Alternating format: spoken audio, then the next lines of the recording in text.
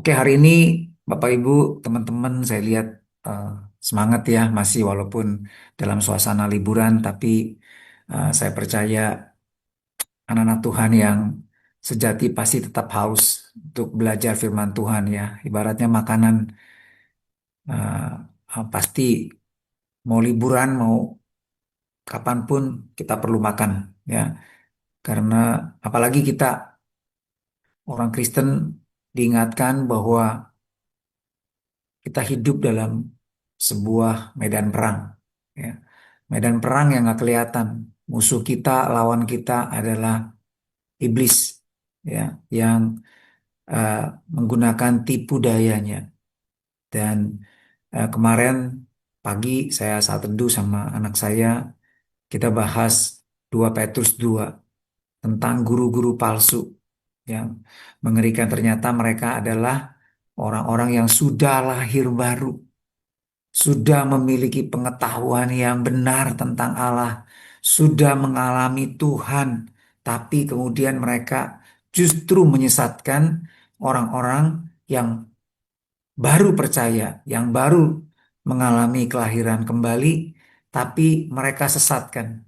Dan tujuan mereka gak jauh ya karena demi ya itu tadi memuaskan hawa nafsu mereka, demi uang lah, ya demi kepentingan pribadi lah.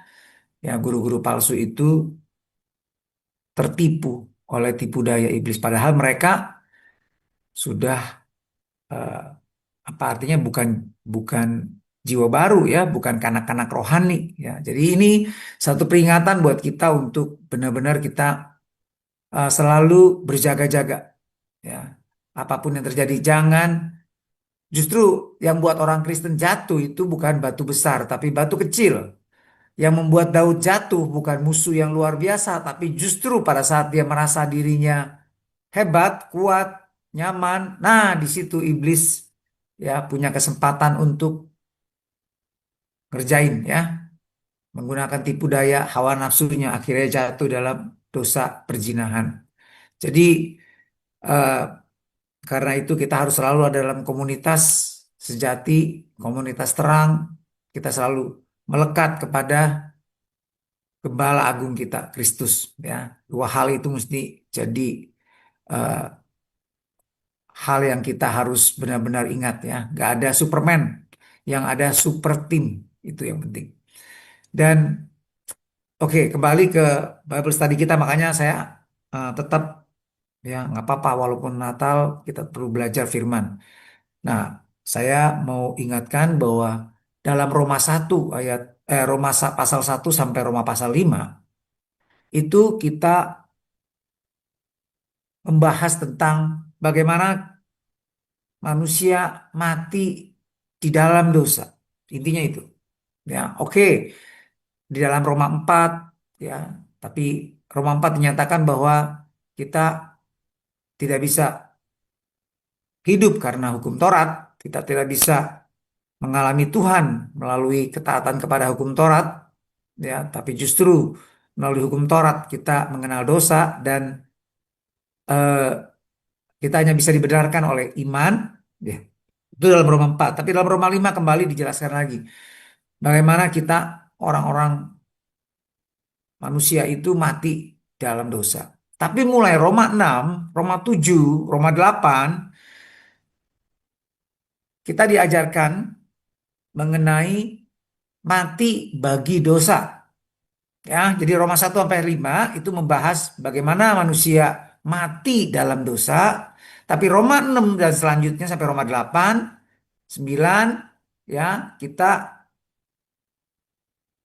dijelaskan mengenai mati bagi dosa. Ya, nah termasuk Roma 7 ini. Itu. Jadi kita biar mengerti background ya kira-kira summary-nya seperti itu.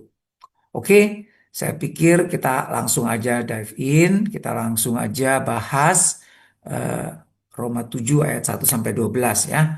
Pertanyaan pertama, apa maksudnya Roma 7 ayat 4? Silakan mungkin Bu Susi bisa bantu teman-teman siapa yang mau jawab silakan. Ya, saya boleh jawab ya, Pak Basuki. Oh ya, ini Pak Hartono langganan ini. Silakan Pak. Selamat selamat Natal juga, Pak ya. Iya, selamat Natal Pak. Ah, maksud Roma 7 ayat 4 itu kan di situ dikatakan bahwa orang percaya itu dikatakan telah mati bagi hukum Taurat oleh karena tubuh Kristus. Ya. Hmm. Artinya jalan keselamatan itu terikat pada Kristus yang sudah bangkit. Bukan lagi menurut hukum Taurat. Nah, lebih lanjut nih Rasul Paulus menjelaskan. Sebelum keselamatan kita mati dalam dosa. Artinya terpisah karena dosa. Karena Tuhan tidak suka dengan dosa ya. Setelah keselamatan kita mati terhadap dosa. Artinya dipisahkan oleh karena Kristus. Hukum Taurat menyingkapkan dosa dan kematian, tetapi Kristus menjadi dosa bagi kita. Kristus dikutuk oleh hukum Taurat karena kita. Kristus membayar hukum Taurat yang telah kita langgar. Kristus mati menggantikan kita untuk menggenapi hukum Taurat. Melalui iman kepada Kristus, kita dipersatukan Kristus dan mengenakan kebenarannya, dan kita dimampukan untuk menghasilkan buah yang baik bagi kemuliaannya. Jadi orang yang belum diselamatkan tidak dapat menghasilkan buah karena mereka tidak ada di dalam Kristus. Demikian Pak Basuki. Terima kasih. Oke, thank you Pak Hartono. Terima kasih buat jawabannya. Oke, bagus. Ada yang mau menambahkan? Saya mau Kalau bertanya nih Pak David. Boleh. Ya, ini kan ditulisnya supaya kamu menjadi milik orang lain, yaitu Hmm, milik dia. Nah, ini maksudnya hmm, apa nih? Menjadi milik hmm, orang lain, yaitu milik dia. Jadi gini, di Roma 7 ayat 4, sebab itu, nah ini menjelaskan. Jadi dimulai Roma 7 ayat 4 ini kan dimulai dengan sebab itu. Nah, ingat kalau kita baca satu ayat yang depannya udah mulai tulis sebab itu, nah nggak mungkin ini permulaan Hmm. penjelasan. Ini adalah sebuah kesimpulan. Dari mana? Ya dari ayat-ayat sebelumnya, dari ayat 3. Ya. Nah, ayat 3 Roma 7 ayat 3 jelaskan begini. Jadi, selama suaminya hidup ini bicara, Roma 7 ayat 1 sampai 3 ini bicara soal makna hukum Taurat. Jadi, digambarkan seperti eh, eh, apa ya? Perkawinan gitu ya. Hmm. Jadi hubungan suami istri yang terikat sebenarnya nggak boleh cerai dan nggak bisa cerai. Apa yang diceraikan Allah tidak boleh diceraikan oleh manusia. Nah, jadi kita ini terikat sama hukum Taurat seperti waktu kita masih belum mengenal Kristus, kita terikat sama hukum Taurat, maka kita terikat sama dosa juga dan kita artinya terikat sama dosa ya kita hidup dalam dosa ya. Hukum Taurat itu membuat kita semakin apa ya namanya jelas dosa-dosa kita ya. Kita nggak bisa bebas dari dosa. Tetapi pada saat kita ada dalam Kristus, kita ini sudah cerai nih, ya. Hmm. Eh, dosa itu, Taurat apa kuasa dosa itu sudah Matikan. dimatikan, ditebus oleh Kristus. Jadi kita sudah lepas gitu loh. Nah, jadi kalau kita belum apa namanya mati bagi dosa melalui penebusan Kristus, maka kita tetap masih terikat kepada dosa. Ya, nggak mungkin kita bisa mentaati hukum Allah. Namun jika suaminya mati, ia bebas dari hukum sehingga ia tidak berzina kalau menikah dengan atau dia menjadi istri laki-laki lain. Nah, baru ayat 4. Sebab itu, saudara-saudara, kamu juga telah mati terhadap hukum Taurat melalui tubuh Kristus. Jadi, kita-kita yang ada dalam Kristus, kita telah mati terhadap hukum Taurat supaya kamu menjadi milik orang lain, yaitu milik Dia, milik Kristus yang telah dibangkitkan dari antara orang mati, agar kita berbuah bagi Allah. Jadi intinya eh, ayat 4 ini merupakan penerapan dari perbandingan antara ikatan hubungan suami istri ya dengan ya dibandingkan dengan ikatan orang Kristen dengan Kristus, ya itu penjelasan dalam Roma 7 ayat 23 bahwa orang yang beriman kepada Kristus telah bercerai, terpisah, mati dari hukum Taurat sehingga terbebas dari kuasa hawa nafsu dosa yang dirangsang dipicu oleh hukum Taurat, ya. Dan kita telah bersatu dengan Kristus, menjadi milik Kristus, orang yang telah dibangkitkan dari kematian rohani atau kuasa dosa bersama Kristus. Kira-kira gitu. Oke, thank you Oke Pak ya. David. Thank you. Iya, Oke. ternyata pertanyaan yang Rika mau tanya sama dengan saya. Sehati ya, Wah, saudara sehati Pak. iya. Tadi. Ah, Oke. sebelum Ada lagi? dilanjutkan, mungkin nanti Bapak Ibu ada yang mau bertanya ataupun ingin apa namanya, seperti yang tadi Pak David bilang, gimana dari kita gitu loh, ungkapan dari kita apa, silakan ya, bisa open mic ataupun bisa tulis di room chat. Nah ini ada Pak Novan, silakan Pak Novan. Ya, shalom. Shalom, Pak.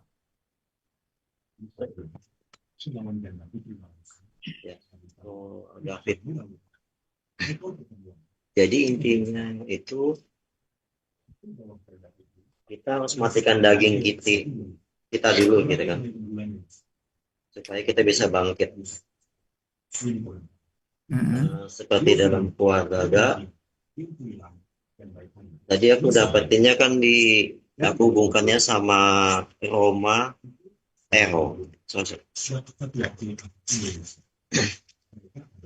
sama Amos pasal 3 ayat 3. Berjalankah dua orang bersama-sama jika mereka belum berjanji? Nah, jadinya yang aku dapatin itu berarti kan kita harus matikan daging kita dulu jika kita sepakat.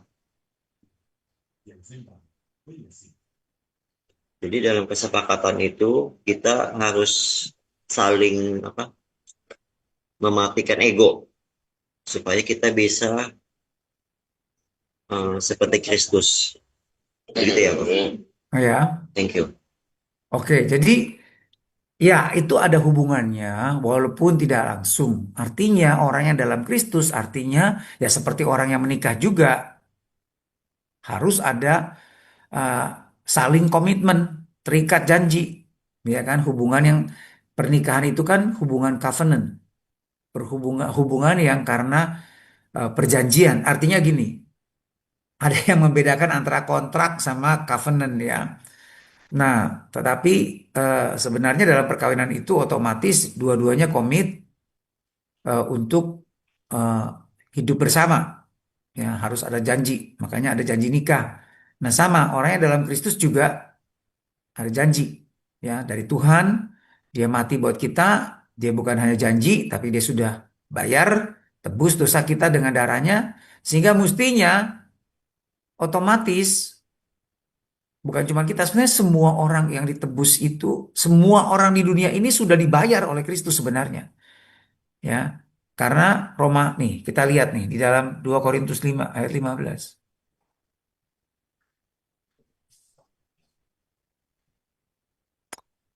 Dan Kristus telah mati untuk semua orang. Jadi mestinya semua orang di dunia itu sudah dibayar dosanya oleh Kristus. Sudah 2000 tahun yang lalu. Sudah. Nah, cuman masalahnya orang-orang yang menolak Kristus atau yang belum mengenal Kristus, mereka masih di bawah dosa. Kenapa? Ya ini tadi. Ingat ya, tiga dimensi baptisan yang saya bilang. Ada dimensi hukum, ya, ada secara rohani maupun de facto kenyataannya, ya. Secara hukum Yesus Tuhan sudah mati bagi semua orang. Itu hukumnya. Nah, sama waktu Jepang itu tahun 45 Agustus 45 itu sudah dikalahkan oleh sekutu, dia seluruh dunia sudah tidak berkuasa lagi Jepang itu terhadap Filipina, terhadap Indonesia, itu nggak berkuasa lagi. ya kan? Nah, tetapi nggak semuanya tahu gitu loh. Orang Indonesia nggak semuanya tahu, tapi sebenarnya sudah dicopot, dia nggak berkuasa. Nah, kalau Indonesia nggak ada yang tahu, ya tetap aja dia masih bisa menikmati. Jepang masih bisa menikmati kekuasaan, walaupun sementara juga. Sampai mereka ditarik pulang. Selama belum ditarik pulang, selama sekutu belum datang ke Indonesia, ya tetap aja mereka bisa berkuasa. Tapi pada saat itu ada Bapak Proklamator kita, ya dia tahu nih, mereka tahu nih. Jadi akhirnya mereka mengumumkan kemerdekaan. Nah itu. Nah sama, jadi waktu kita orang Kristen sudah mendengar Injil dan menerima Injil. Nah kita secara roh kita nih, kita menerima. Ya. Jadi mereka yang hidup tidak lagi hidup untuk dirinya, mestinya supaya, jadi karena Yesus sudah mati, mestinya semua orang di dunia ini tidak lagi hidup bagi dirinya, tapi bagi Yesus yang telah mati bagi mereka. Ya, nah kita yang sudah mendengar Injil, kita menerima Injil, kita menerima Kristus sebagai Tuhan kita. Nah, roh, roh kita itu dimerdekakan saat itu, disadarkan. Tapi secara de facto beres belum? Belum. Nanti kita lanjut ya, terus ya. Oke. Nah, jadi yang kita harus mengerti ini ya. Jadi bukan otomatis sudah beres gitu. Oke. Jadi kira-kira begitu ya Pak ya, Novel. Kira-kira Amos 3 ayat 3 ya kaitannya seperti itu. Yuk kok. Ada Ya. ya, thank you. Eh, saya mau tanya gini, ini mungkin juga bisa jadi bahan pertanyaan yang lain yang bingung gitu. Kan 10 perintah Allah itu ada di dalam Perjanjian Lama, ya. Hmm. Mungkin juga kita berpikir apakah itu masuk dalam hukum Taurat. Nah, pertanyaannya, apakah hukum Taurat tuh hanya 10 itu atau memang banyak banget gitu loh. Dan Ya. orang akhirnya kita nggak bisa melakukannya, sulit sekali. Mm-mm. Jadi sebenarnya eh, hukum Taurat itu memang basicnya ada tiga. Ya, ada tiga bagian. Satu, hukum moral. Nah, hukum moral ini adalah 10 hukum perintah Allah, 10 perintah Allah itu ya. Tapi di samping hukum moral ada hukum sipil. Nah, hukum sipil ini adalah hukum-hukum yang mengatur Israel pada zaman Musa, ya, Perjanjian Lama, di mana Israel itu adalah teokrasi, negara yang eh, apa ya, negara yaitu milik kepunyaannya Allah, Yahweh. Jadi aturannya mengikuti hukum Taurat, hukum moral. 10 hukum Taurat itu. Nah, karena itu di breakdown lah lebih detail. Misalnya, kalau mencuri gimana? Jangan mencuri. Ya kalau mencuri gimana? Jangan membunuh. Kalau membunuh gimana? Kan mesti ada dong prakteknya gitu loh. Biar supaya tertib gitu loh pemerintah. Ya kan? Kalau pemerintah cuma Undang-Undang 45, terus kemudian di situ bunyinya bahwa semua manusia bebas beragama. Terus kalau ada yang misalnya memaksakan gimana? Agama tertentu. Ya kan? Nah, kan ini kan mesti diatur. Nah, itu mesti ada undang-undang yang di bawahnya yang lebih detail. Ya, nah sama. Jadi, apalagi hukum perang misalnya. Siapa yang boleh ikut perang? Siapa yang nggak boleh ikut perang? Kan mesti ada. Itu termasuk hukum sipil. Kalau mencuri, ngaku, ya, nah, pasti hukumannya beda dong sama pencuri yang nggak ngaku atau sampai yang ketangkap basah.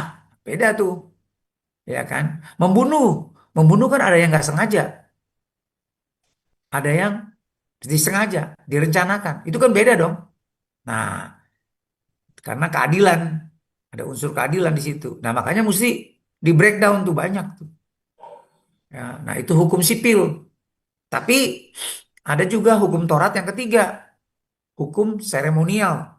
Hukum seremonial ini yang menyangkut hukum-hukum tentang eh, ibadah, peribadatan atau hubungan orang Israel dengan Tuhan.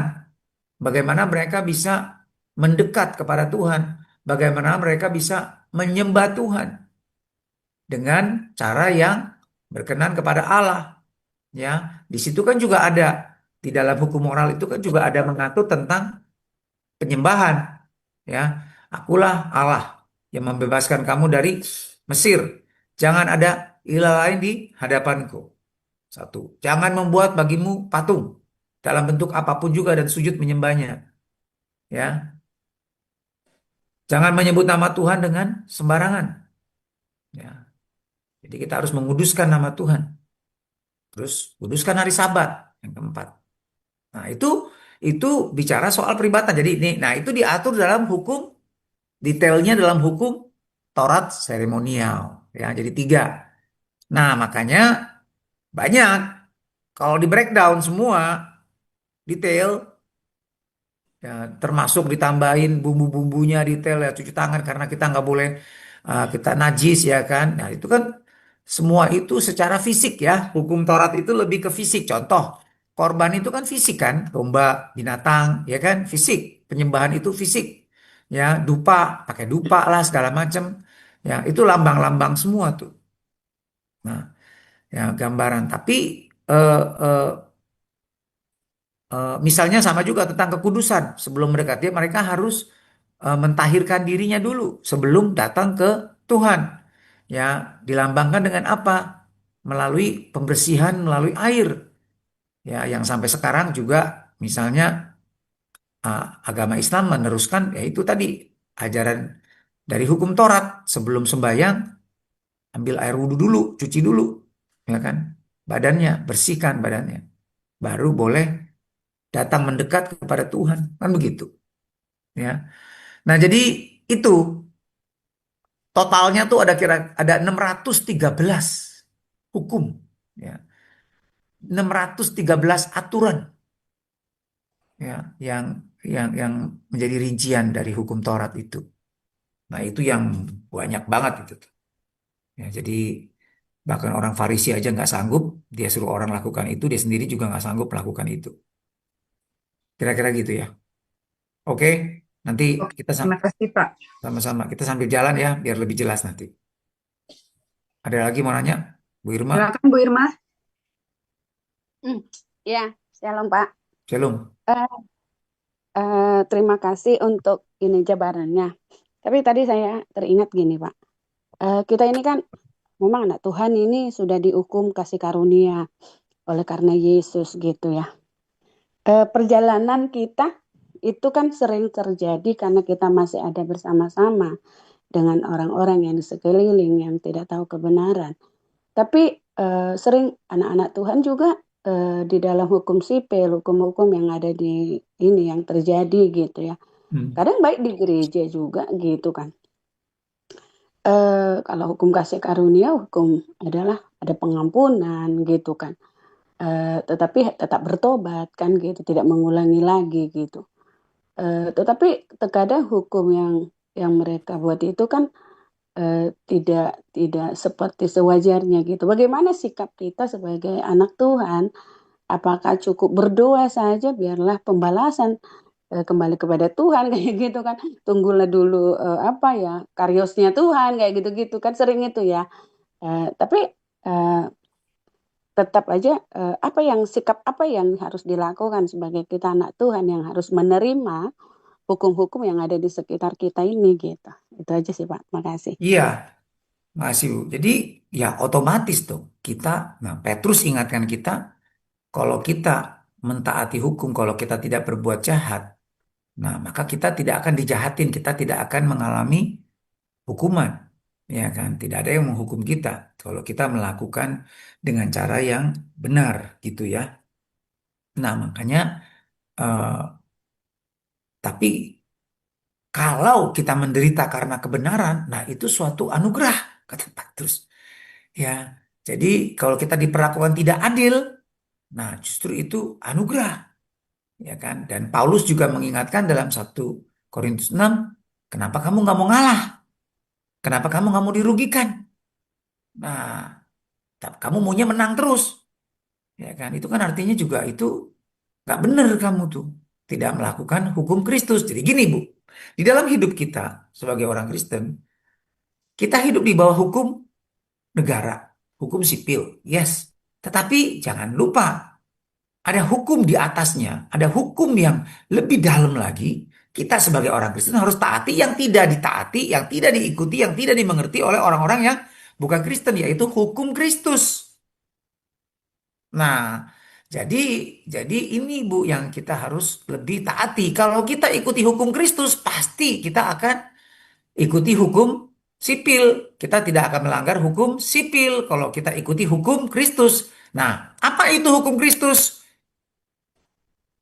Nah, hukum Kristus itu lengkapnya ya salah satu bagian ya masih ada lagi sih di surat-surat Paulus gitu ya. Tetapi intinya itu ada di Matius 5 sampai Matius 7. Nah, itu hukum Kristus tuh. Ya, ya. Ada tertulis, siapa berzina harus dihukum. Tapi aku berkata kepadamu, barang siapa yang memandang wanita dan mengingininya dalam hatinya, maka dia sudah berzina. Ada tertulis, jangan membunuh. Siapa membunuh harus dihukum. Tapi aku berkata, barang siapa membenci saudaranya, dia harus dihukum. Nah, jadi dihukum, dihukum itu itu dibandingin tuh. Ya, di dalam pengertiannya orang Yahudi atau orang Farisi eh, nggak boleh bunuh, tapi dalam hatinya penuh kedengkian, penuh kebencian. Nah, tapi kelihatannya ya baik-baik saja. Ya, benar, gak ada masalah. Tapi di mata Kristus, hukum Kristus, tetap dosa sama dengan dosa. Membenci itu sama dengan dosa membunuh. Nah, ini hukum Kristus. Nah, kita harus hidup di dalam hukum Kristus. Jadi dimanapun, kalau kita hidup di bawah hukum Kristus, pasti kita nggak jadi, kita nggak akan melanggar hukum manusia, hukum sipil, gitu Bu. Ya, tapi kalau kita bisa juga tetap menderita. Kenapa? Karena ada orang-orang yang jahat yang ngerjain kita. Nah, itu namanya kita menderita karena Kristus. Ya, nah itu ya nggak apa-apa lah. Ya, justru ada roh kemuliaan katanya di dalam kita. Ya, ada pahalanya nanti dalam kekekalan, pujian dari Tuhan kalau kita ya mau menderita karena Kristus.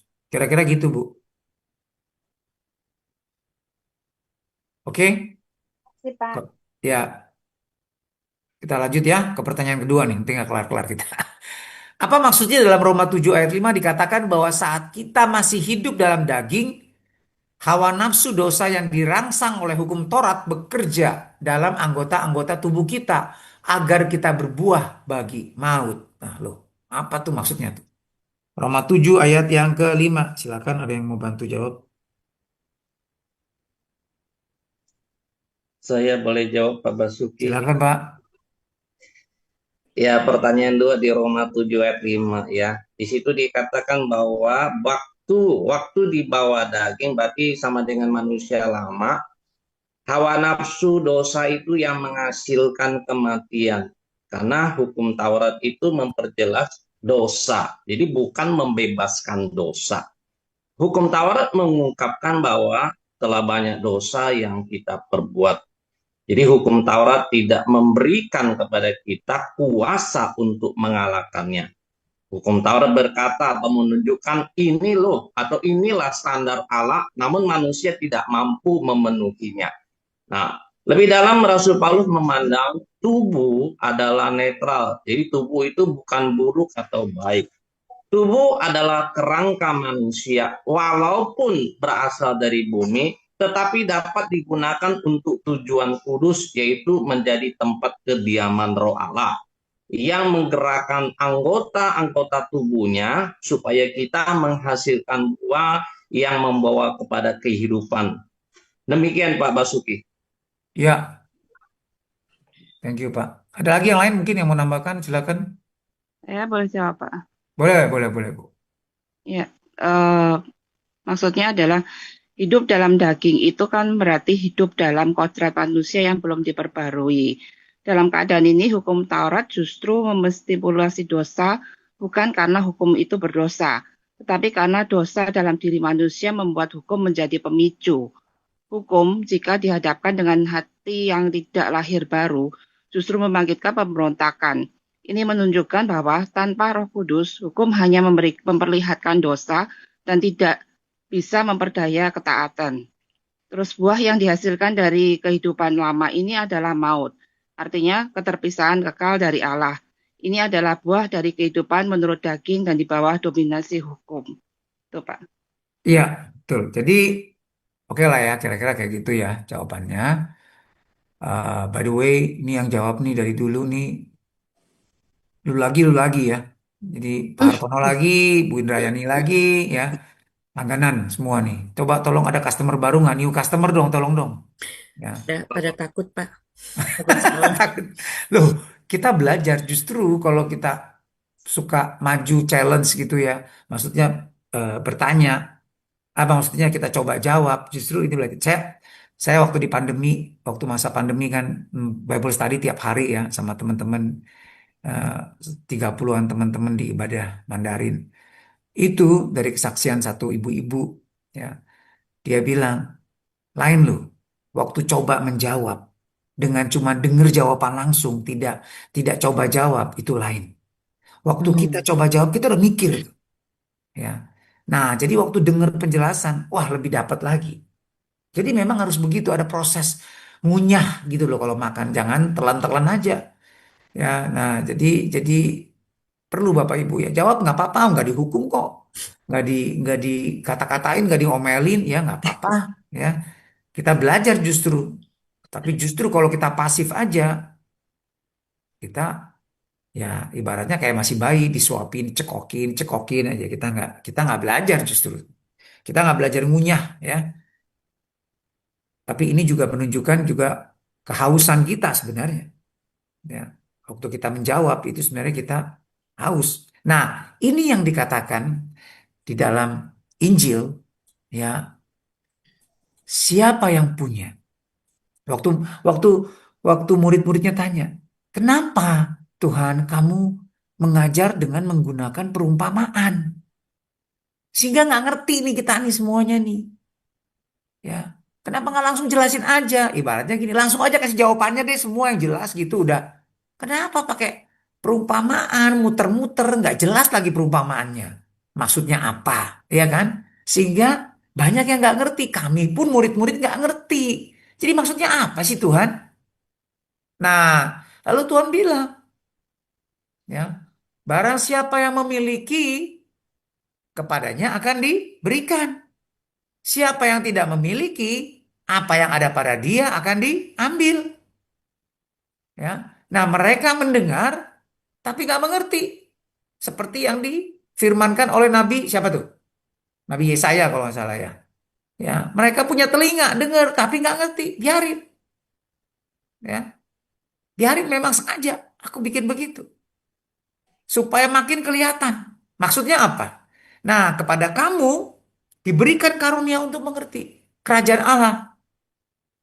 Maksudnya apa? Tuhan sudah milih itu orang masuk neraka, orang Farisi. Kalau kamu murid-murid dipilih untuk masuk surga begitu sebelum sebelum kamu lahir. Bukan, tapi maksudnya begini. Kamu tuh punya hati yang haus. Kamu kan juga nggak ngerti kan? Tapi kamu beda sama mereka. Mereka nggak ngerti, setelah denger cuek aja udah. Ya ibaratnya sudah dengar khotbah, ngerti nggak ngerti, ya pokoknya sudah ke gereja. Nggak perlu belajar, nggak perlu ikut komsel, nggak perlu kompak, nggak perlu dimuridkan. Pokoknya sudah datang dengar firman, ah ya udah, paling lucu dikit ketawa, udah. Kalau ngerti, ada cerita-cerita yang nggak ngerti, ya sudahlah, nggak apa-apa lah, biasa. Memang banyak yang nggak ngerti, udah pulang. Nah itu tidak memiliki hati yang haus. Karena itu apapun yang ada pada mereka nanti akan diambil. Itu maksudnya. Pak, Tetapi ada kepada yang mereka, murid-murid yang bertanya, mereka juga nggak ngerti. Tapi mereka punya hati yang haus. Maka kepada mereka akan ditambahkan.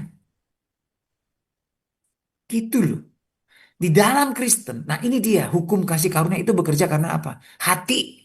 Hati yang apa? Hati yang haus. Makanya di dalam Yohanes 7 ayat 37 sampai 39, Pak, Tuhan Yesus ingetin. Marilah kepadaku, barang siapa yang haus, datang minum. Siapa? Hanya yang haus. Yesaya 55 juga katakan itu. Bukan perjanjian baru dong, perjanjian lama juga. Siapa yang haus, datang. Belilah. Tapi bukan dengan uang. Beli dengan apa? Pengertian, hikmat, kerajaan Allah. Beli dengan apa? Kehausan. Kehausan akan Tuhan itu salah satu ciri anak-anak Tuhan sejati. Ya. Jadi kalau dikasih ayat firman Tuhan, mestinya kita berlomba-lomba menjawab. Gak apa-apa salah. Muridnya juga gak selalu benar kok. Murid Tuhan Yesus juga banyak yang salah. Ya kan? Gak apa-apa. Tuhan Oke, Yesus. Pak David, ada Oke. yang bertanya nih. Ayat 5 itu berbicara tentang kita yang dulu belum lahir baru kali ya? Ya, betul. Betul. Ini bicara soal manusia lama. Ya. Tetapi juga ingat, walaupun kita sudah manusia baru, ingat loh, dimensi de facto dari baptisan setelah kita dibaptis. Artinya, walaupun kita sudah lahir baru, sudah dibaptis, bukan berarti kita, waduh, gak ada lagi manusia lamanya, gak ada lagi kedagingan, gak ada lagi hawa nafsu. Kalau begitu Tuhan Yesus gak akan bilang siapa mengikut aku harus menyangkal diri pikul salib, gitu loh. Ya kan kita harus menyangkal diri pikul salib sampai kapan? Sampai kita dipanggil Tuhan. Iya, artinya walaupun kita sudah jadi hamba Tuhan, sudah jadi Kristen anak muda atau bapak-bapak, tetap harus menyangkal diri. Kalau enggak gimana? Kita bisa jatuh dalam cinta akan dunia, keinginan mata, keinginan daging, keangkuhan hidup. Makanya gak heran ada survei yang mengatakan bahwa banyak, bukan banyak lah, ada sebagian ya, 30% hamba Tuhan yang narsis. Bukan hamba Tuhan lah ya, pendeta ya, suka masuk medsos. Wah bangga, wah pelayanan disorot, apa supaya makin rame, dipuji orang, like-nya banyak. Nah itu narsis tuh gejala. Ya. Tapi nanti kita di sorga kita akan terkaget-kaget. Justru yang naik panggung, nanti panggung kehormatan ibaratnya deh. Dipuji sama Tuhan. Inilah hambaku yang setia, yang bijaksana. Dia luar biasa dalam pelayanannya. Begitu naik panggung, siapa ya itu ya? Kita nggak pernah denger namanya. Itu orang-orang kemarin saya dengar 2 hari yang lalu ya. Saya dengar satu kesaksian seorang hamba Tuhan yang luar biasa, Immanuel sangat, ya orang Flores. Aduh, sederhana. Jemaatnya cuma 60 di Jawa Timur. Tapi ini hamba Tuhan luar biasa. Ya, saya dengar kesaksiannya dia. Aduh, luar biasa. Ya, jauh dari pendeta-pendeta terkenal yang ramai di pansos tuh kayak selebriti. Begitu datang ke satu kota di Natal, saya dengar, saya lihat videonya. Woi, kayak udah ramai di jalan ya, orang menyambut dia, teriak-teriak. Kayak begitu dia lambai-lambai tangan. Wah, kayak artis penyanyi Michael Jackson, ibu-ibu, cim-cim, apa, sorry, ibu-ibu lah terutama karena suara perempuan ya, weh, teriak tuh kayak gimana, kayak artis, nyambut artis. Dia emang ganteng sih, tinggi gitu ya. Kayak medsos, kayak artis gitu. Ya nggak apa-apa sih, cuma jangan selalu cari cari pujian terus dari manusia gitu. Nah ini yang harus kita hati-hati, itu pencobaan namanya ya. Nah ini dagingnya harus dilawan terus, bukan berarti kita sudah merdeka beres, nggak ada lagi cobaan ya. Jadi kita harus balance lah, harus ngerti ya. Oke, saya pikir itu ya. Pertanyaan kedua, kita lanjut aja deh ya, pertanyaan ketiga ya. Kalau nggak ada pertanyaan. Jadi intinya Roma 7 ayat 5 itu menggunakan istilah hidup dalam daging untuk menggambarkan keberadaan manusia lama yang belum ditebus Kristus. Ya betul, manusia lama ya. Nah Jadi ini juga selain orang Kristen, orang yang belum mengenal Tuhan, Roma 7 ayat 5 ini juga hidup dalam daging menggambarkan orang Kristen duniawi yang masih dikuasai dosa. Banyak kan orang Kristen yang bukannya tobat tapi tomat, ya. Jadi hukum dosa itu masih mengikat mereka sehingga orang Kristen ini jatuh bangun terus tidak menang atas dosa. Nah, hanya melalui kesatuan dengan Kristus saja ikatan hukum dosa dapat dipatahkan. Walaupun demikian, sisa-sisa sifat manusia lama ini masih akan tinggal bersama setiap orang Kristen yang sudah lahir baru sampai masing-masing menerima tubuh kemuliaan saat kematiannya. Ya, jadi tetap tuh harus menyangkal diri, pikul salib terus sampai kapan? Sampai dagingnya mati. Itu mesti ingat tuh dimensi de facto. Ya, karena itu kita diingatkan untuk secara de facto mengikuti dalam secara kenyataan ya jasmani mengikuti apa yang sudah terjadi di alam roh. Kalau di alam roh kita sudah menang atas dosa, nah maka kalau kita sudah menerima kasih karunia, ya kita harus menang dong atas hawa nafsu dosa. Jangan bilang ya kita lebih dari pemenang nyanyi, lebih dari pemenang. Apa iya? Bener buktiin dong kita lebih dari pemenang, benar-benar menang atas dosa. Jangan hidup dalam dosa. Ya, oke, itu ya. Oke, sekarang kita lanjut ke pertanyaan Yang tiga. ketiga. Ya, Apa maksudnya Roma 7 ayat 6? ya. Silakan, new customer. Yuk, new customer Eko, kan. Ada Ibu Irma nih, raise hand. Oh ya. Ibu Eko. Irma silakan. Oke, nanti Pak, siapa Pak Novan. Novan? Pak Novan nyusul ya. Oke. Bu Irma, silakan.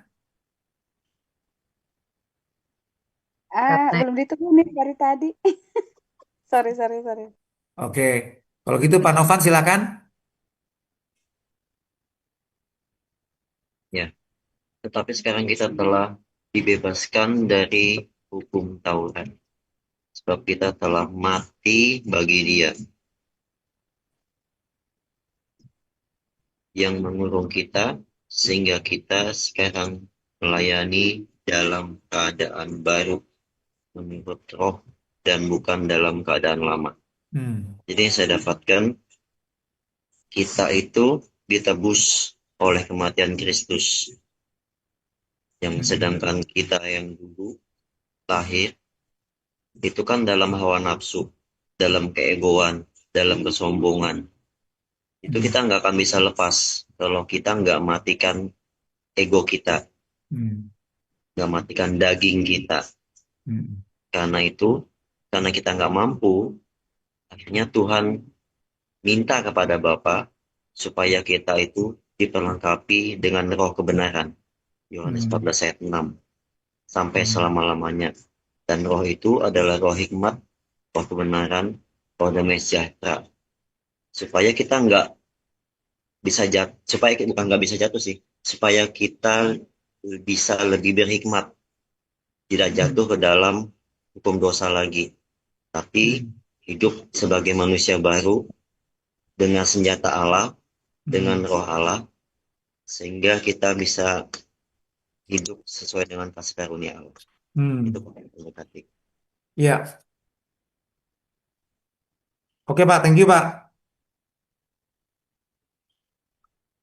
ya silakan yang lain, new customer Bapak Ibu, bukan benar atau salah, yang penting respon ya. Silakan. Sangat menarik ini ceritanya Rika ya.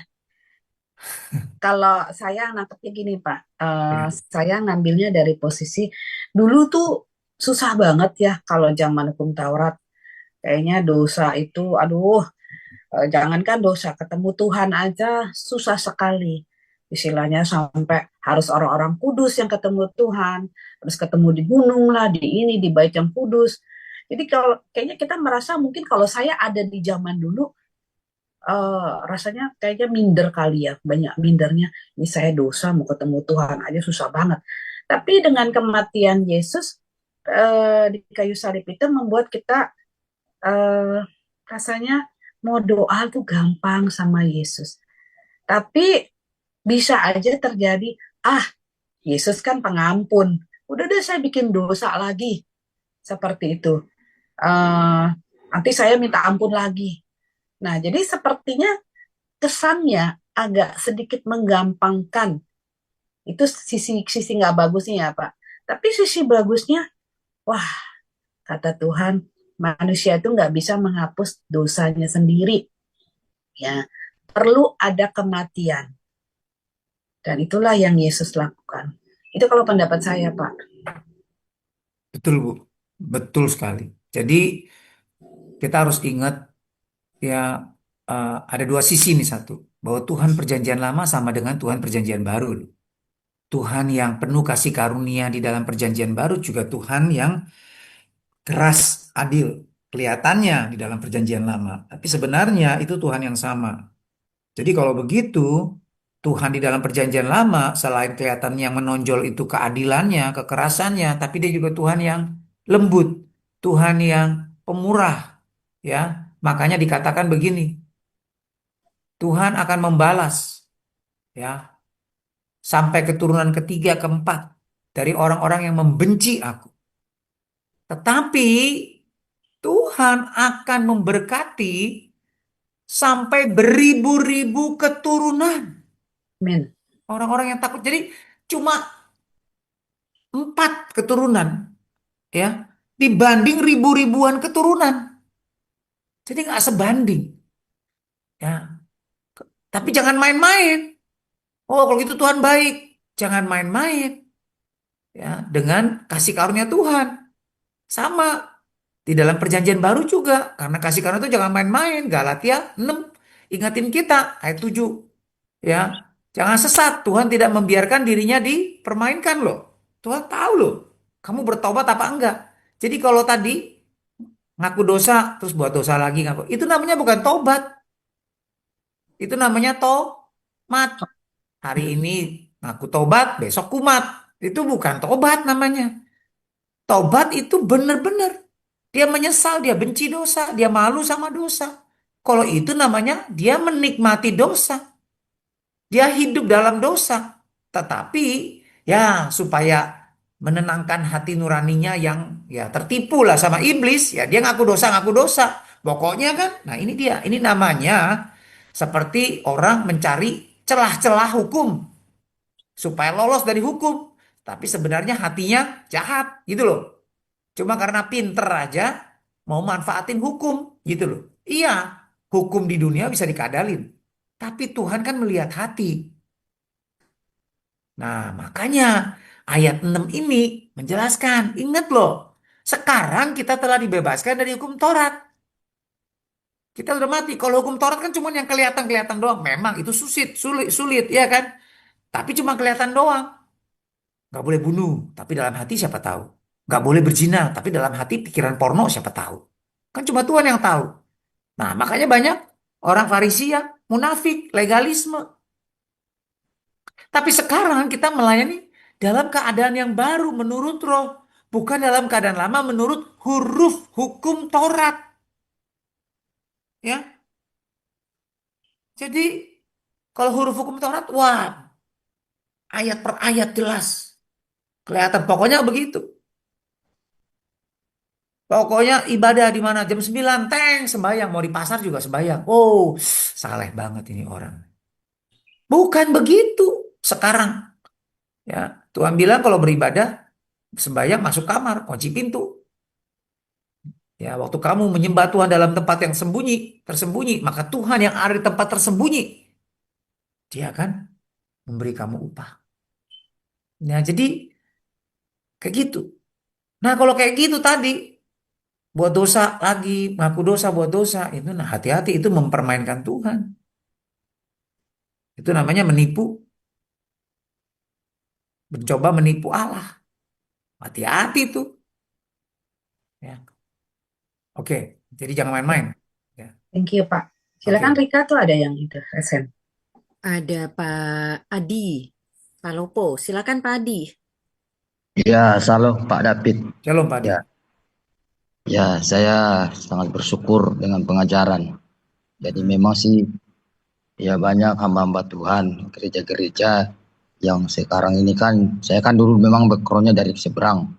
Iya, Dan Pak. juga saya punya keluarga itu kan dulu juga ada dari mama itu kan dua sisi. Dari bapak tidak ada Kristen, dari mama dua sisi, ada Kristen ada Muslim. Jadi saya Iya. melihat keluarga dari mama itu memang pengajaran. Jadi pengajaran-pengajaran kan ada pengajaran itu tidak mengajarkan tentang dosa, pengajaran tentang berkat. Nah, saya sering waktu saya bertobat itu semua gereja saya masuki. Saya mau tahu yang mana Hmm. sih pengajaran yang murni. Nah, saya kan cari pengajaran yang murni, Pak. Iya, Bukan pengajaran-pengajaran yang palsu. betul. Saya masuk di Koromdel di 2019 ya sudah berapa tahun. Di sini saya tertanam bahwa kita ditetangkan dalam firman itu tentang dosa. Nah, kenapa perjanjian hukum Taurat? Kita sudah baca perjanjian Taurat mulai dari Kejadian sampai itu kita sudah habis kupas. Tapi kita larinya ke perjanjian baru. Nah, saya sering diskusi dengan keluarga waktu saya di Palopo. Mereka menjelis dari gereja Protestan. Hmm. Tapi buat apa kita beribadah kalau kita melakukan dosa? Nah, ini hari Natal yang saya banyak keluarga saya pendeta, bahkan di Jakarta banyak. Kalau dibilang Pak di Rumpak itu tidak ada yang tak kenal Rumpak itu, ada juga saya punya om itu di Amerika meninggal dulu. Tapi Hmm. saya tantang, bukan saya tantang, tapi mengarahkan ke pengajaran tentang dosa. Nah, Hmm. kadang-kadang kan mereka gini Pak, saya setuju dengan Pak Barsuki, jangan main-main dengan dosa. Karena kecil besar itu Tuhan tahu dalam hati kita. Nah, saya Iya. sering ngomong juga istri dengan keluarga, jangan main-main, ini akhir zaman loh. Saya banyak Hmm. sekali berdoa. Karena saya dulu orangnya taat waktu saya berang taat sekali saya doa. Sampai Hmm. sekarang saya taat. Walaupun saya ambil waktu. Karena Tuhan berbicara, tekankan itu tentang dosa. Dosa kecil apapun. Karena Hmm. ini di zaman sekarang, saya suka sekali Pak bersyukur. Sekecil jangan main-main. Kalau memang kita mengikuti Kristus, ikutilah Kristus. Jangan main-main. Karena di akhir zaman, bagaimana kita melayani Tuhan, bukan melayani manusia. Tapi kita Iya. melayani firman Tuhan dalam diri kita sudah bilang, kamu dalam aku dalam kamu.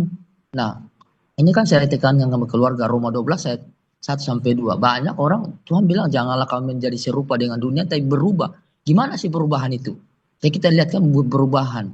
Nah, hari-hari ini kan banyak dari gereja-gereja manapun mengajarkan tentang berkat-berkat. Berkat Tuhan sudah berkati kita walaupun kita ngomong Hmm. berkat. Yang kita Hmm. temukan itu dosa. Hmm. Hari-hari dosa. Karena Tuhan mau Hmm. melihat murni, hatimu yang murni.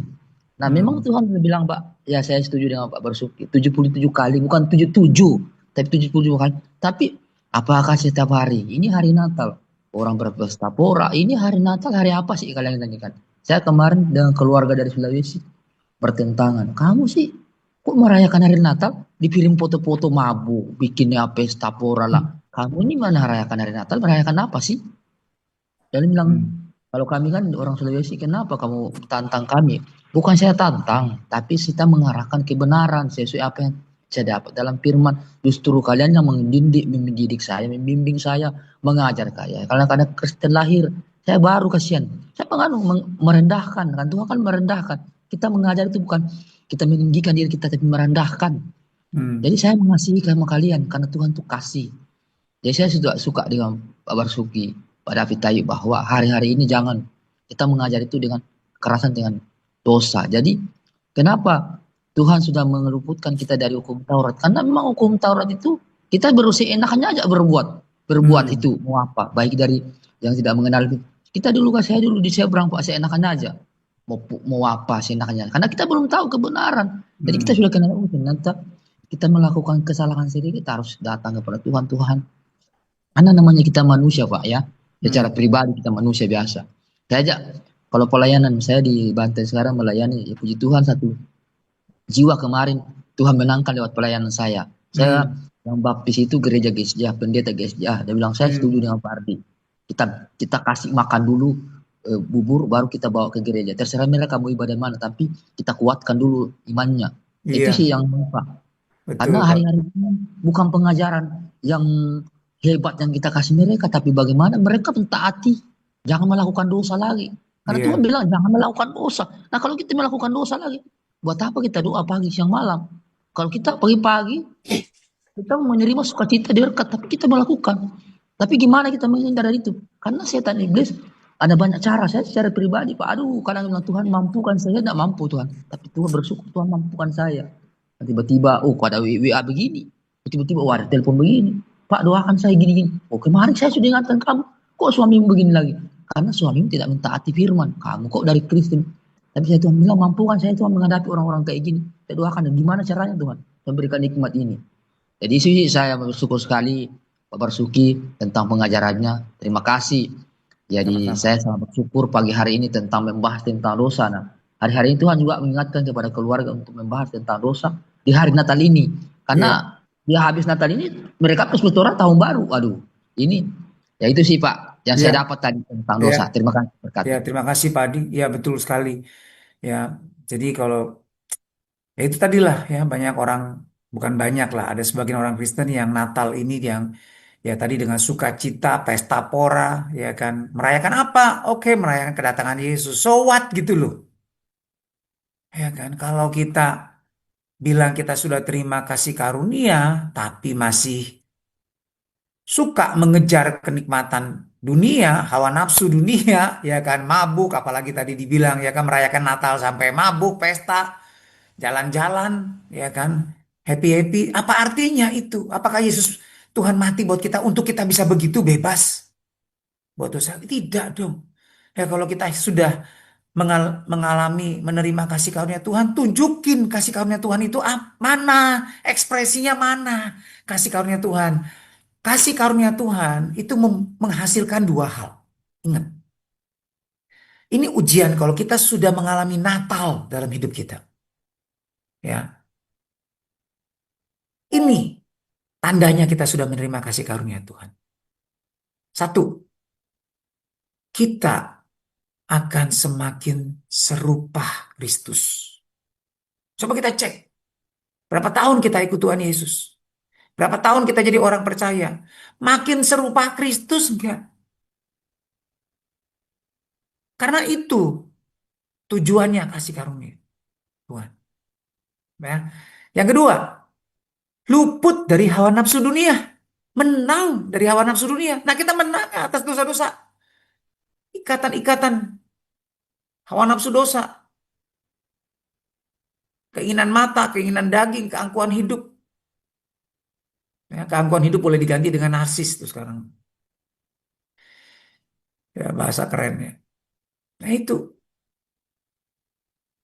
Nah, kalau enggak, jangan-jangan kita belum menerima kasih karunia Tuhan. Cuman ngaku udah Kristen.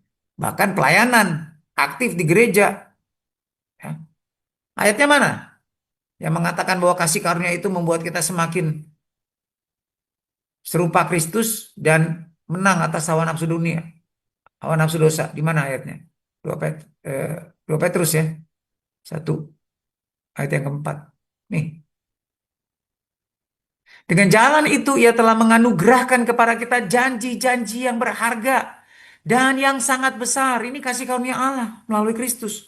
Kita bisa menerima janji-janji Tuhan hanya dalam Kristus. Tujuannya apa? Supaya olehnya, oleh kasih karunia Kristus itu, kamu boleh mengambil bagian dalam kodrat ilahi. Nah ini loh, teosis. Semakin kita serupa Kristus, ini tujuan pertama kita diciptakan Allah.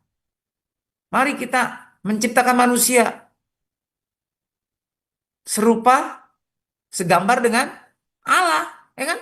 Kejadian 1:26 ini. Nah, Tuhan kembalikan kita kepada tujuan penciptaan manusia oleh Allah. Sehingga kita bisa mengambil kembali bagian dalam kodrat ilahi. Dan luput dari hawa nafsu dunia yang membinasakan dunia. Ya, tapi kalau kita masih hidup dalam hawa nafsu dunia, ukuran sukacitanya mabuk-mabuk, senang-senang, jalan-jalan, makan-makan terus gitu ya. Pesta-pesta. Aduh, enak deh kalau pesta apa kalau kebaktian Natal rame, meriah, ada hadiahnya lagi banyak, ada door prize. Itu namanya masih terikat sama hawa nafsu dunia. Kalau nggak ada hadiahnya, nggak ada makan, nggak seru itu Natalnya nggak lengkap. Itu duniawi namanya, bukan manusia baru. Ini loh, tapi gereja di dunia sekarang banyak kan begitu. Nah ini, ya kalau dunia yang tidak mengenal Tuhan, di mall-mall tiap kali pesta, ya jangankan di sini, di China, di Dubai, 1 Desember, wah Natal, apa hiasan Natal udah memenuhi mall-mall semua tuh.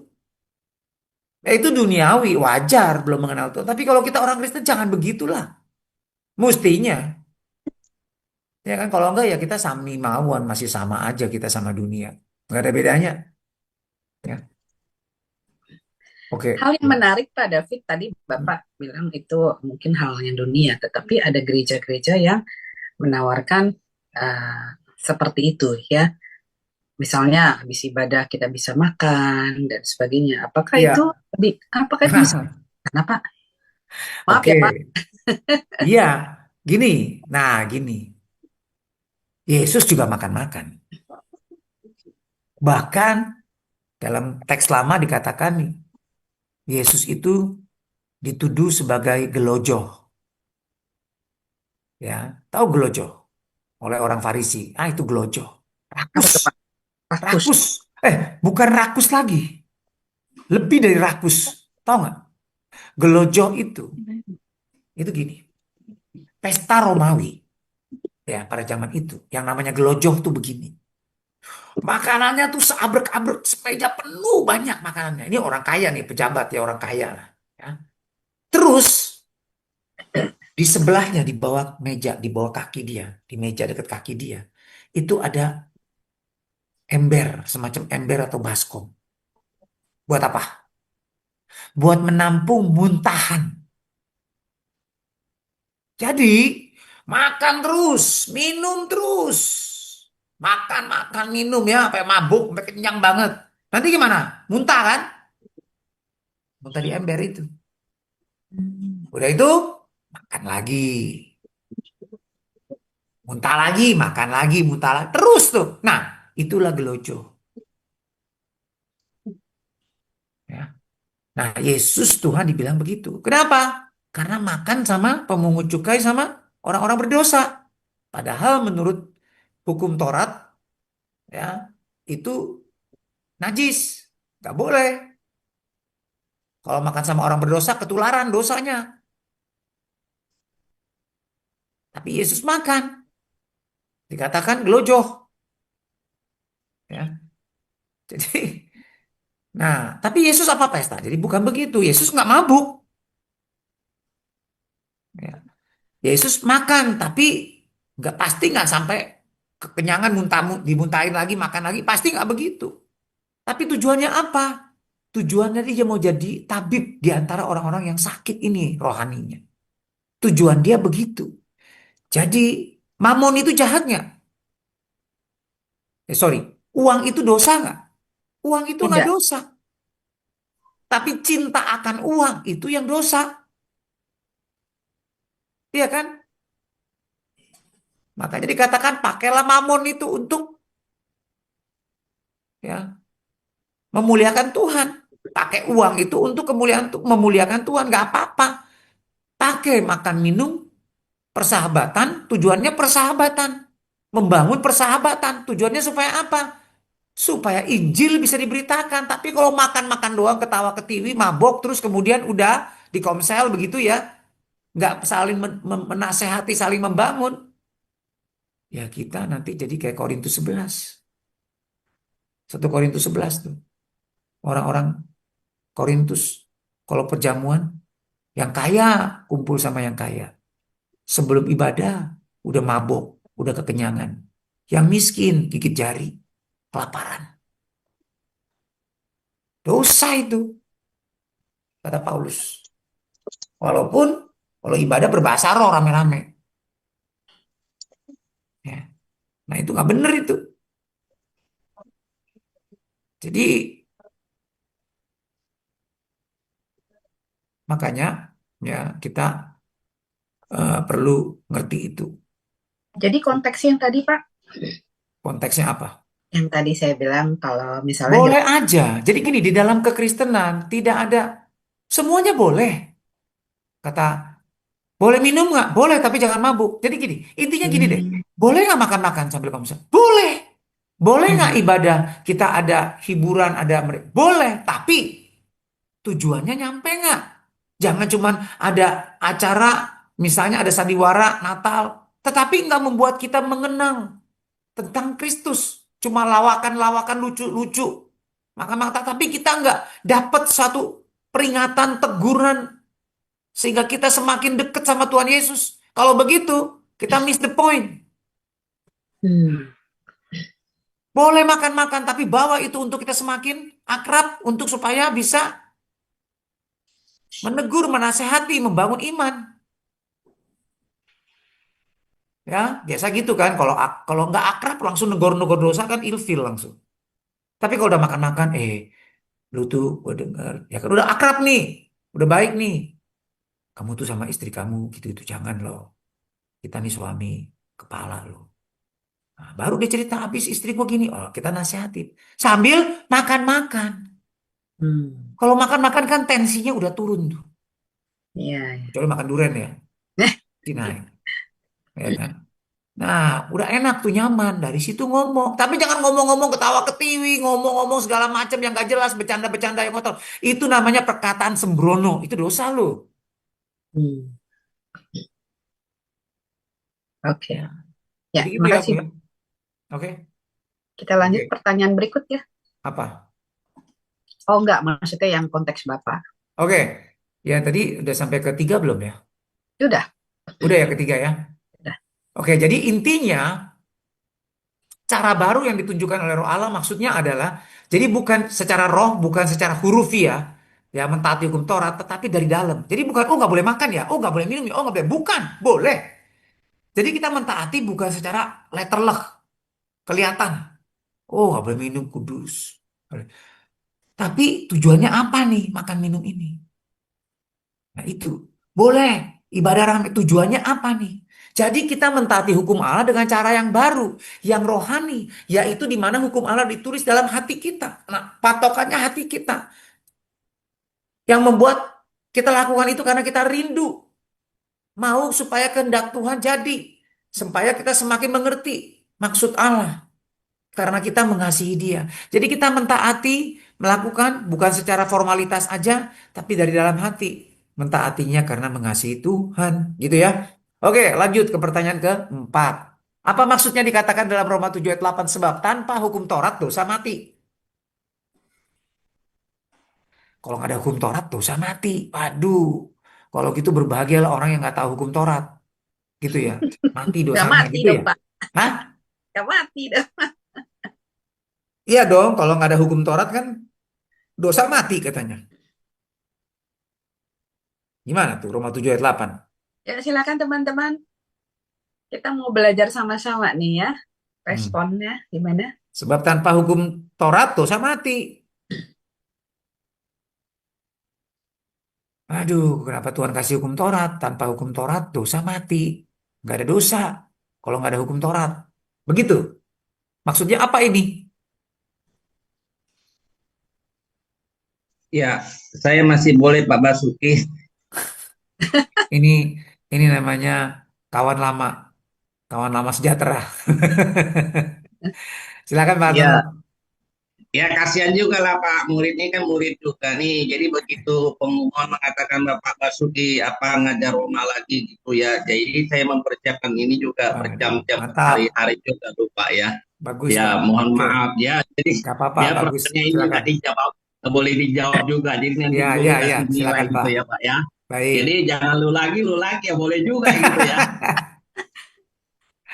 Ya, Oke. jadi maksudnya dari ayat 7 ayat 8 itu kan dikatakan bahwa manusia yang hidup tanpa hukum Taurat, artinya ya manusia tidak mengenal apa itu dosa, karena hukum Taurat kan hanya menunjukkan dosa gitu ya. Jadi pada saat hukum Taurat diberikan, maka kesalahan itu terungkap gitu ya. Jadi dikatakan bahwa dosa itu hidup, jadi ada dosa gitu. Jadi pengertian di situ saya artikan bahwa itu, jadi kamu berdosa gitu, ada dosa kan ya, jadi dosa hidup. Nah, di ayat 8b kan dikatakan bahwa sebab tanpa hukum Taurat dosa mati. Artinya tidak ada hukum, tidak ada larangan, dan manusia tidak sadar kalau dia telah melakukan dosa dalam dirinya.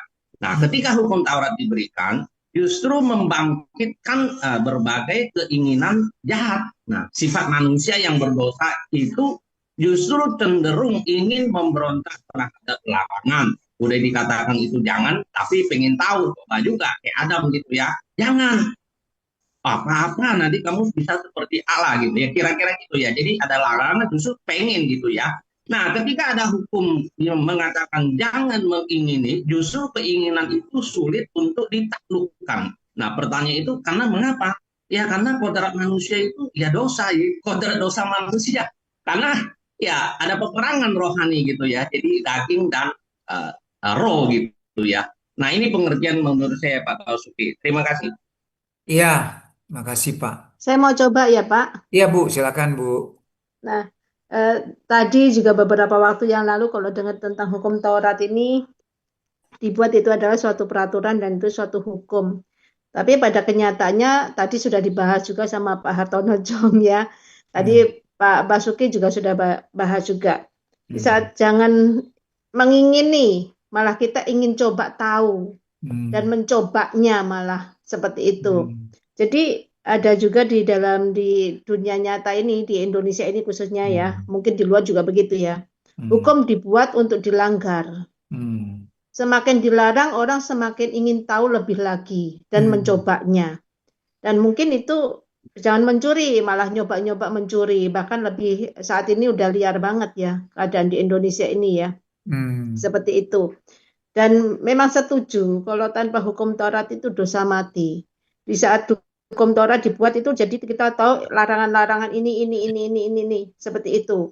Tapi orang yang nggak usah jauh-jauh bangsa Israel aja malah melanggarnya sendiri. Padahal itu terang-terangan Tuhan sendiri yang memberi ya melalui Musa ya di Gunung Sinai itu.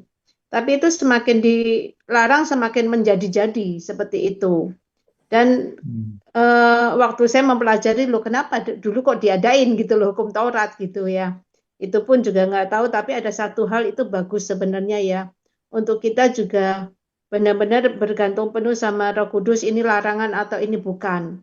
Memang ada larangan itu perlu untuk kita menjauhi larangan itu. Tapi pada kenyataannya ada banyak juga orang yang tidak mematuhi akan larangan itu. Itu saja Pak.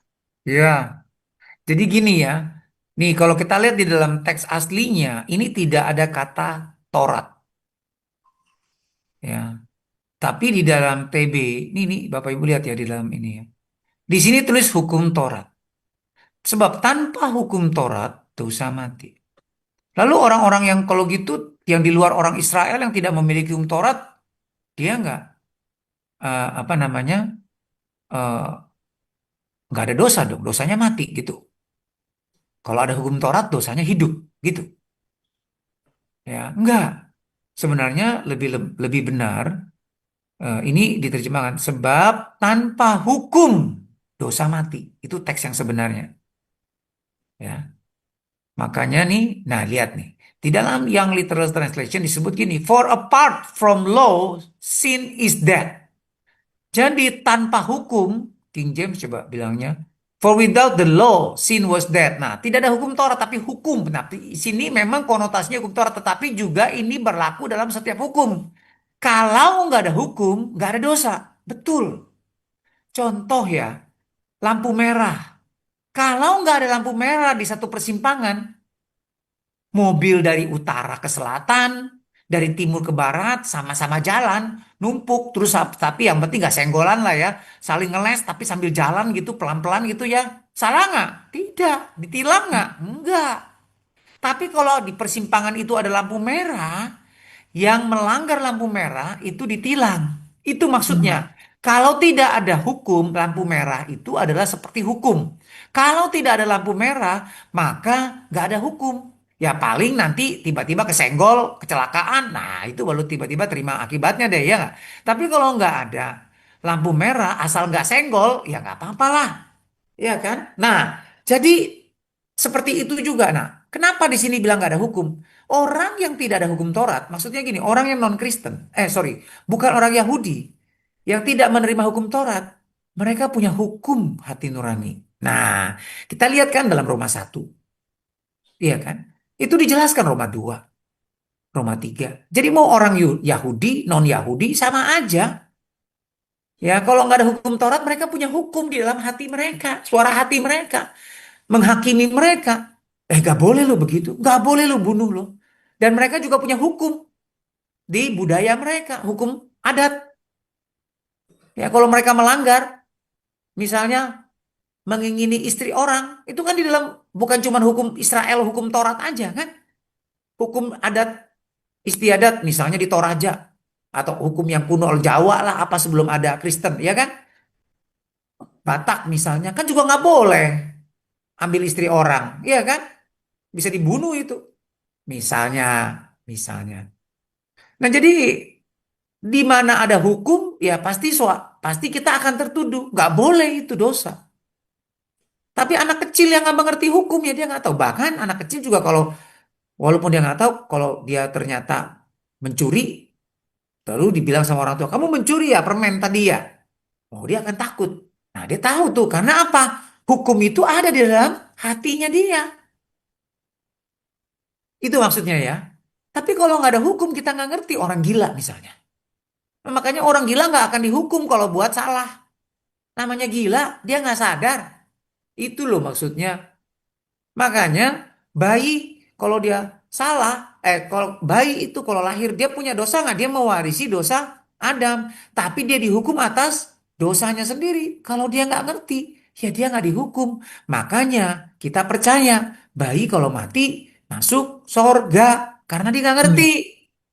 Walaupun dia mewarisi dosa Adam, itu loh contoh tanpa hukum dosa mati. Itu maksudnya. Ya, itu singkatnya gitu deh. Oke, Ya, ada yang mau tanya? Enggak? Jelas nggak? Jelas. Jelas. Oke, sip. Lanjut ya. Jadi sebenarnya walaupun kita tidak mengenal hukum Taurat, dosa yang kita lakukan tetaplah dosa. Namun saat kita mengetahui hukum Taurat, maka dosa itu semakin diungkapkan. Contoh dosa penyembahan berhala. Hati-hati mendatangkan kutuk. Tidak takut sama Tuhan, mendatangkan kutuk. Tidak hormat sama orang tua, mendatangkan kutuk. Iya kan? Nah, jadi gitu. Kita harus ngerti. Jadi kesimpulannya dosa itu tetap ada. Baik nggak ada hukum Taurat, atau setelah ada atau mengenal hukum Taurat. Ya, karena tetap ada hukum dalam hati kita. Ada suara hati. Tapi dengan mengenal hukum Taurat, maka dosa menjadi semakin jelas dinyatakan.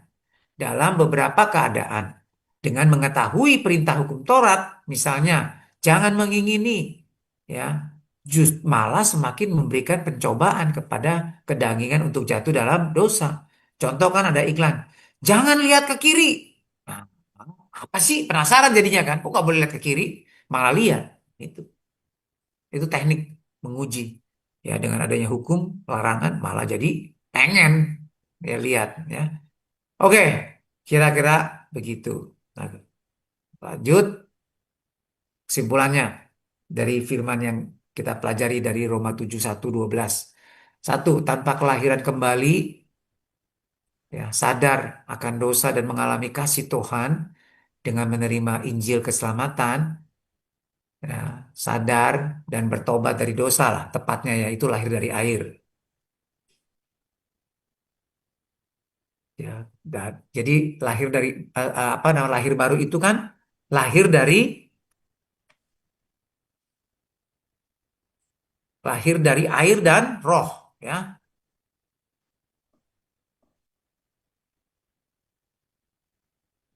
Ya, lahir dari air itu sadar dan atau bertobat dari dosa. Lahir dari roh itu mengalami kasih Tuhan dengan menerima Injil keselamatan, ya. Itu pertama kali mengalami kasih Tuhan itu lahir dari roh. Maka perintah Taurat kalau waktu kita lahir baru justru membuat seseorang semakin melihat betapa banyak pelanggaran atau dosa yang diperbuatnya.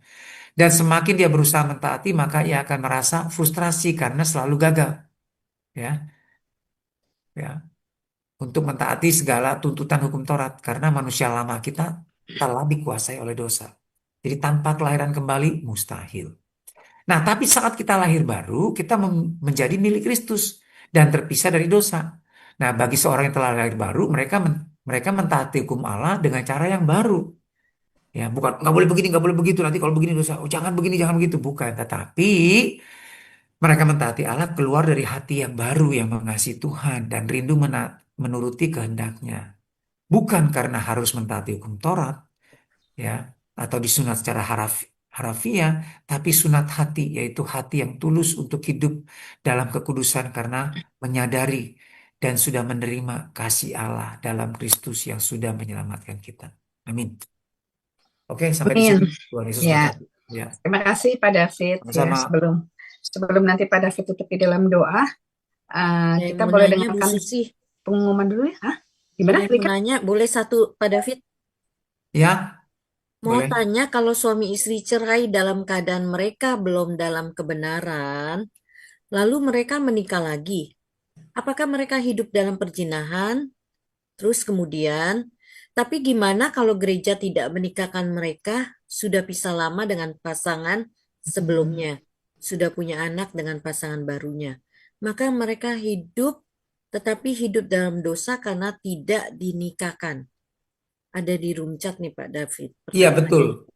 Jadi gini, di dalam kejadian, ya, itu Tuhan Yesus mengutip kejadian, kitab Taurat kejadian. Di situ kan belum ada agama Kristen dalam kejadian. Itu berlaku kepada semua manusia yang menikah. Suami, laki-laki dan perempuan waktu menikah dia menjadi satu daging. Dan Tuhan berkati loh. Ya. Bukan pendeta yang berkati ya. Tuhan yang berkati. Karena ini memang kehendak Tuhan. Bahwa laki-laki itu lebih baik jangan sendirian. Dia perlu menikah. Ya, tidak baik manusia itu sendiri. Kan begitu. Nah, jadi waktu dia menikah, dia melakukan kehendak Tuhan. Baik. Dan Tuhan berkati.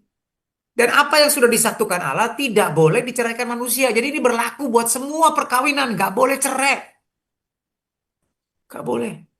Kalau cerai, dosa. Tambah dosa. Gitu loh. Ya, nggak boleh.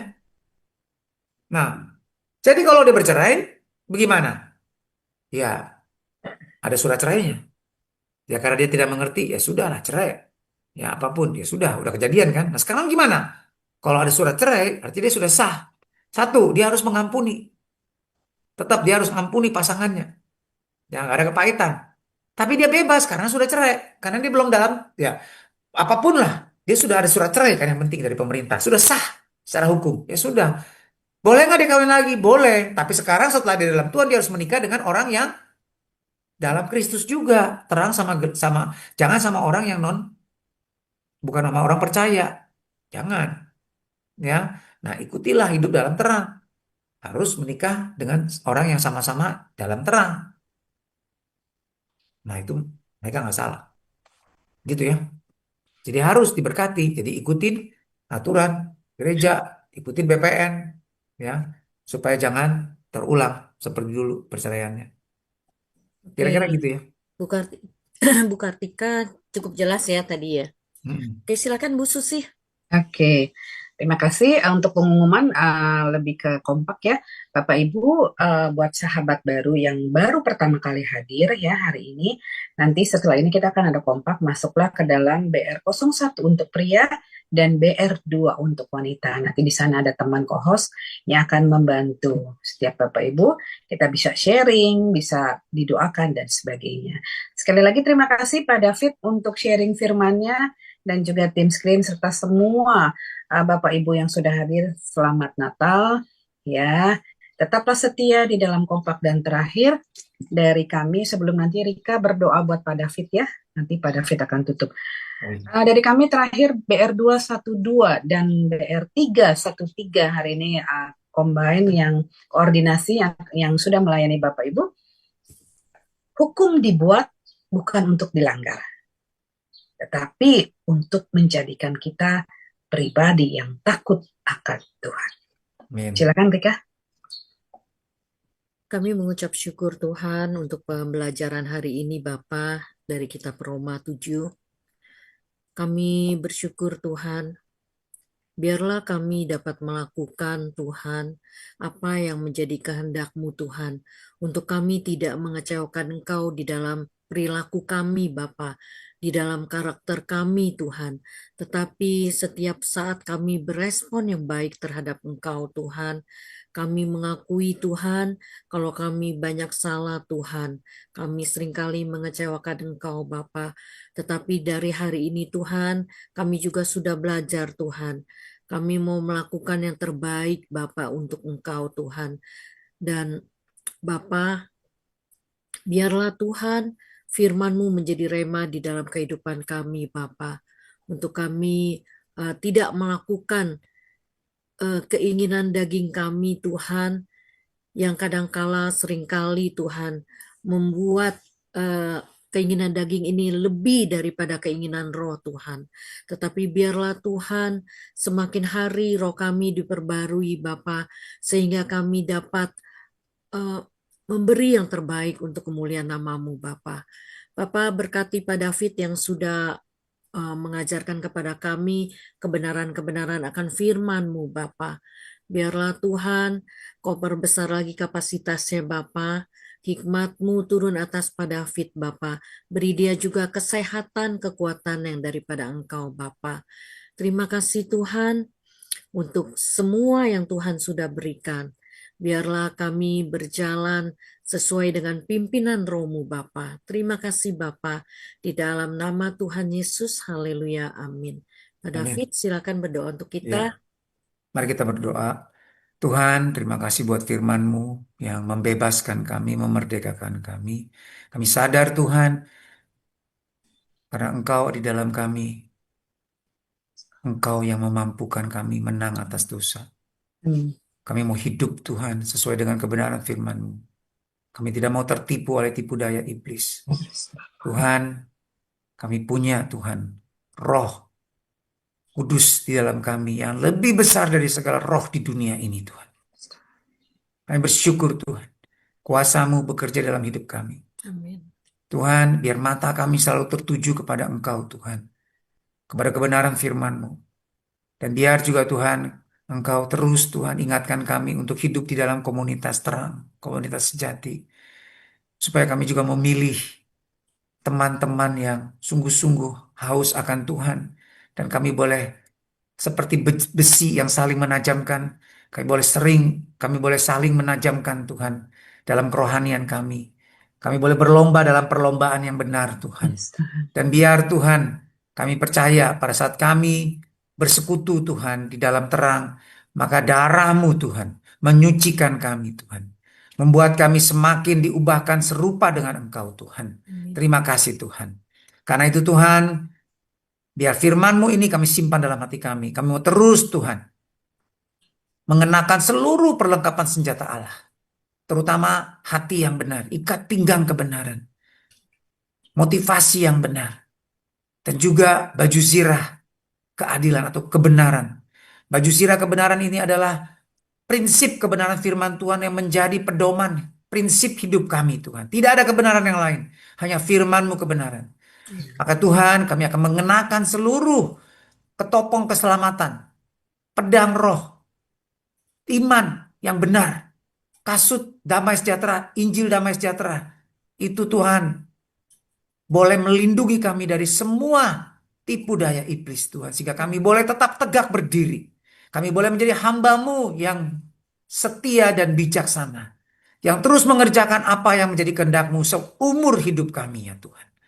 Karena itu berkatilah dan lindungilah kami ya Tuhan. Sinari kami dengan wajah-Mu dan beri kami kasih karunia. Harapkan wajah-Mu kepada kami selalu dan beri kami damai sejahtera. Bapak Ibu Saudara sekalian, marilah kita menerima berkat yang sempurna dari Bapa di sorga. Cinta kasih dari Tuhan Yesus Kristus dan persekutuan dalam Roh Kudus menyertai kita semua. Mulai hari ini sampai Tuhan datang menjemput kita di awan-awan. Kita semua yang terima berkat Tuhan sama-sama katakan amin. Makasih Pak David. Sama-sama, God bless semuanya ya. Memberkati. Makasih tim yang Makasih Pak melayani David, semua. makasih Bu Terima Susi. Sama. Terima kasih. Selamat Berkati berkati Pak David untuk Pak. pelayanannya dan penjelasannya. Tuhan berkati. Kita masuk dalam kompak ya Bapak Ibu. Siap. Terima kasih untuk BR 313